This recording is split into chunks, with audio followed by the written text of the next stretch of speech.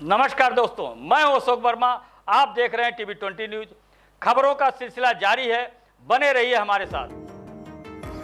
आजमगढ़ में सेवानिवृत्त कर्मचारी शिक्षक एवं पेंशनर एसोसिएशन के तत्वावधान में मंगलवार को doctor Bhimrao Ambedkar park collectorate परिसर में एक दिवसीय राष्ट्रव्यापी विशाल धरना प्रदर्शन आयोजित किया गया। इसमें बड़ी संख्या में पेंशनर्स और शिक्षक शामिल रहे। धरने का मुख्य मुद्दा 8वें वेतन आयोग में पुराने पेंशनरों के साथ तिथि के आधार पर किए जा रहे कथित भेदभाव का विरोध रहा। वक्ताओं ने कहा कि पेंशनर्स के हितों की लगातार अनदेखी की जा रही है, जिसे अब बर्दाश्त नहीं किया जाएगा। प्रदर्शनकारियों ने पेंशन निर्धारण की विसंगतियां दूर करने, पुरानी पेंशन व्यवस्था बहाल करने, पेंशन में समानता लागू करने, 65, 70 और 75 वर्ष की आयु पर अतिरिक्त पेंशन वृद्धि तथा बकाया एरियर के शीघ्र भुगतान की मांग उठाई गई।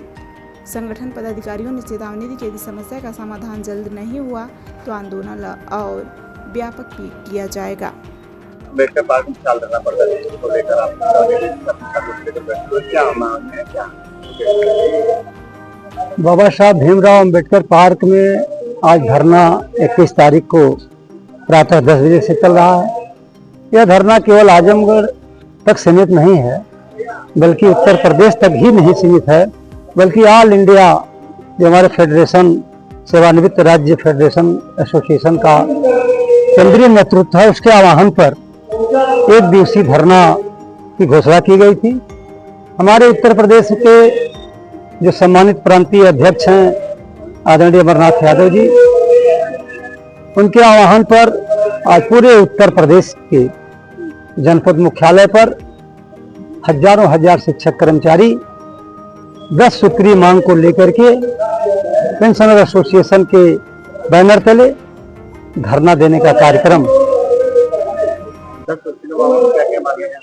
10 सूत्री मांग में प्रथम मांग तो हमारी यह है कि जो 8वां वेतन आयोग में क्लॉज सरकार ने जोड़ दिया था, गजट नोटिफिकेशन वित्त विभाग से कर दिया गया 3/11/25 को कि पेंशन जो है अनफंडेड नॉन कंट्रीब्यूटेड है।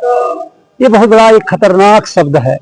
अब तक 7वां वेतन आयोग कर्मचारी पा चुका है। 8वां वेतन आयोग ये भारत सरकार ने जो घोषणा किया था कि हम जनवरी 26 में दे देंगे शिक्षकों कर्मचारियों को, अभी तक तो मूल रूप से इसका एक तरह से अगर हम कह दें, जो रंजना देसाई जी इसकी अध्यक्ष बनाई गई है, कमेटी ही विधिवत फॉर्म नहीं हो पाई है। कौन इसके सदस्य मुझे अभी तक नहीं मालूम हो पाया है।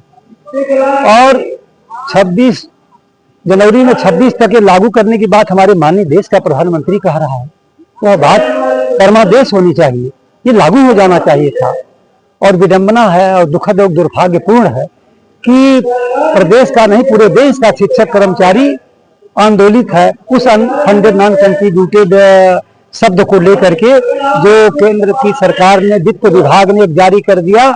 और उसको लेकर के पहला मैं समझता हूँ, हमारे बगल में क्रांतीय उपाध्यक्ष जी खड़े हैं विक्रमादित्य यादव जी, और दाहिने तरफ हमारे सम्मानित अध्यक्ष पेंशनर एसोसिएशन के रमाकांत सिंह खड़े हैं। मुझे स्मरण है कि आज 21 अप्रैल है, आज 1 साल पूरा होने जा रहा है। 22 अप्रैल को हम समझते हैं कि प्रथम ज्ञापन जिलाधिकारी को दिया गया था। एक विडंबना कही जाएगी, ये शिक्षक कर्मचारी 30 साल 35 साल 40 साल तक सेवा किया। 7वां वेतन आयोग तक किसी प्रकार का ऐसे आदेश करने की कभी किसी सरकार ने आवश्यक नहीं समझा। इस वर्तमान सरकार ने, भारतीय जनता पार्टी की, ये शब्द को क्यों जोड़ा? अगर इसने यह जोड़ा तो हमारे केंद्रीय नेतृत्व ने इसका अध्ययन किया तो पाया कि आगे भविष्य में चल करके जब 8वां वेतन आयोग लागू होगा, यह शब्द जब अगर आयोग के अध्यक्ष और उसके सदस्य द्वारा जब यह जारी कर दिया जाएगा आदेश, तो लागू जब हो जाएगा तो जो डीआर है, डियरनेस रिलीफ हमको मिलती है। और जब हम सेवा में रहते हैं तो डियरनेस अलाउंस हमको मिलता है, उसको हम डीआर बोलते हैं, डियरनेस अलाउंस। और सेवानिवृत्त के बाद क्या मिलता है? डियरनेस रिलीफ मिलती है। तो हम डियरनेस रिलीफ से हमारा शिक्षक कर्मचारी लाखों को लाख, उसके साथ अन्याय हो जाएगा, भेदभाव हो जाएगा। ये विभेद जो सरकार का शब्द जो है, वाक्य जो वाक्यांश जो है, इसको लेकर के हमारा शिक्षक आंदोलित है।